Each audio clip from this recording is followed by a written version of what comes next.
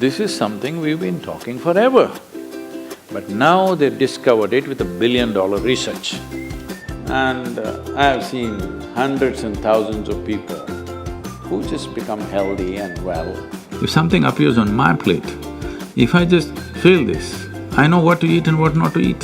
You eat something today and see, just learn to observe how agile and how active your body feels after eating this food.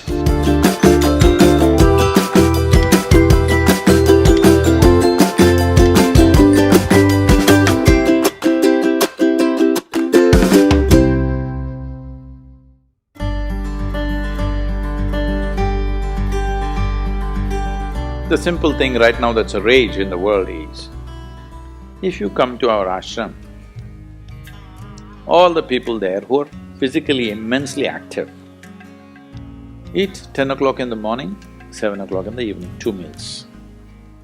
How many doctors have been telling me that they will die of malnourishment, this will happen, that will happen, you must do this, you must do that. I eat only 1 meal a day most of the days. 1 big meal I eat and that's it. And doctors telling me, no, Sadhguru, the way you're traveling, this will happen, that will happen, you must eat at least once in 4 hours, something you must eat. I said, leave me alone, I'm doing fine. But now, a big university in America comes up with this called intermittent fasting. It's not nonsense, it's good, but they rediscovered something that we have known forever. Now everybody is saying there must be a 16-hour gap. Then all your ailments will go away. What the hell were we saying all these thousands of years? The simple thing is, there are many aspects to this, psychological, physiological. But now cancer is on the rise in the world. A cancerous cell is like a criminal in the society, all of us have in our bodies. Only if their concentration becomes more than what they should be, or they gang up and locate themselves in one place, they become like organized crime. There are pickpockets in Kochi, I'm sure. Hello? There are small-time criminals, individually operating in twos and threes. We don't take it very seriously, we leave it because it happens. But suppose all 100 of them got organized into a organized crime, now we will crack down. Because we know now it becomes a threat to the society. Similarly, cancerous cells are like this. Criminals, they're moving around, doing some damage. Their only problem is, right now, they're generally eating about 8 to 12 times more than what the other cells are eating. So if you just give sufficient break between one meal and the other, most of them will die because they cannot survive. This is something we've been talking forever. But now they've discovered it with $1 billion research. And I've seen hundreds and thousands of people who just become healthy and well simply because they're not fueling up all the time when the tank is filling. In the yoga center, all the time people are physically active. So everybody is very hungry by the time it's 3:30, 4 o'clock in the evening, they're extremely hungry. But we learn to live with that because empty stomach and hunger are two different things. Hunger means your energy levels start dropping. But empty stomach is a good thing. In the yogic sciences, today modern science also is coming in line with this.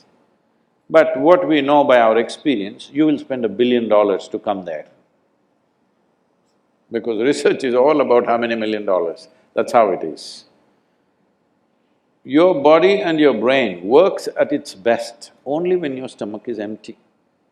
So we always make sure we eat in such a way, how much ever we eat, our stomach must be always empty within 2 to 2.5 hours' time maximum. So we go to bed hungry always. People think they cannot sleep. They can sleep. On an average, for 25 years on an average, I slept only 2.5 to 3 hours. These days I'm getting little lazy and sleeping anywhere between 3.5 to 4.5 hours in spite of the level of travel that I have. When I say level of travel, if I say my level of travel in the next few days, you will fall off your chair.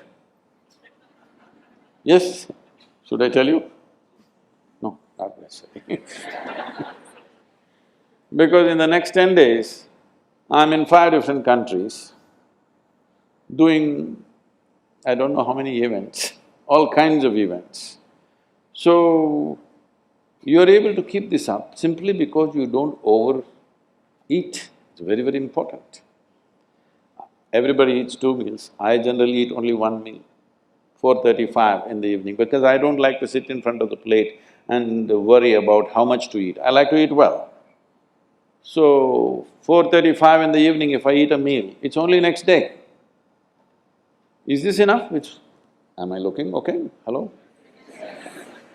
Because any correction and purification that needs to happen in the body, your stomach needs to be empty. It's very, very important. Otherwise, the purification on the cellular level will not happen. You pile up things and then you have all kinds of problems.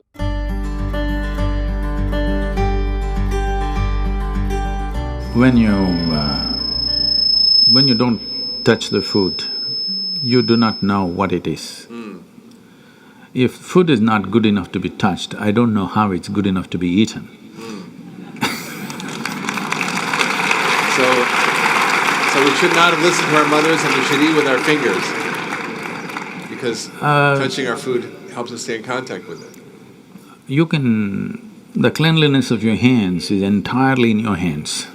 The cleanliness of the fork is not entirely in your hands. This is true.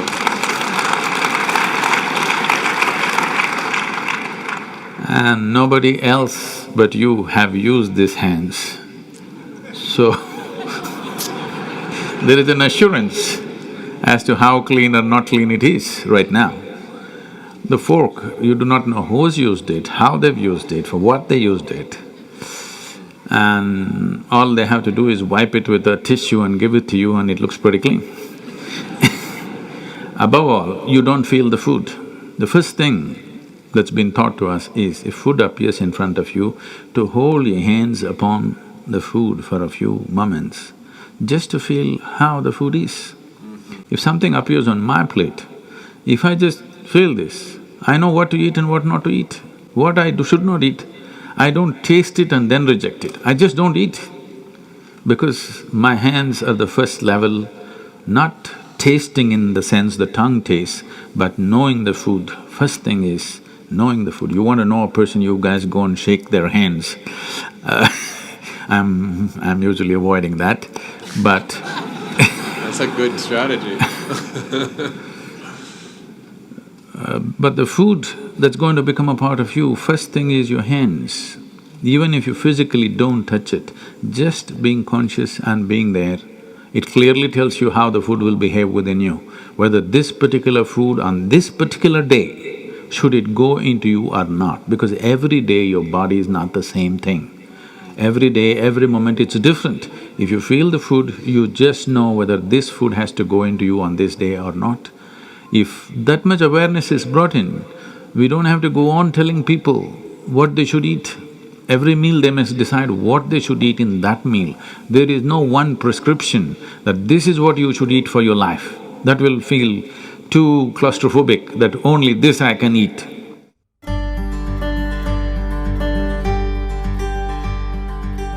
Your selection of food and consumption of food also must happen consciously. More than what you eat, how you eat it is also equally important. When I say how you eat it, these are all live substances. Every one of them had a life of their own, whether it's a plant, animal, vegetable, every one of them had a life of their own. Now in some way, you're making food out of it, you must consume it with utmost gratitude. If you approach it with a certain sense of gratitude and reverence towards the food that you eat, when I say reverence, it may feel like too much for you, but I'm asking you, let's say we put you in a room and you had nothing to eat for 5 days. If God appears in front of you, what will you ask for? Food? So that's how important it is. You must understand the food on your plate is not just a substance, it is not a material, it is not a commodity, it is life. It is the life-making material for you. So you must treat it as such. Right now, when it's on the plate, when it's out there, it has no value, but the moment you consume it and it becomes your flesh and blood, now suddenly it's of immense value. Why do we live like this? It's very important, when it comes on your plate itself, you must treat it as a part of yourself. With great reverence, you must consume. Just the way you consume it, if you change that, food will behave very differently within you. This is what consciousness means. If people say your consciousness has no impact on your life, only chemical structures have impact, I'm very sorry for them because that's not how life works. Human consciousness has a deep and profound impact on everything that we touch, especially the food that we are making another life as a part of ourselves. When we're doing such an act, it's very, very important we treat it with utmost gratitude and reverence.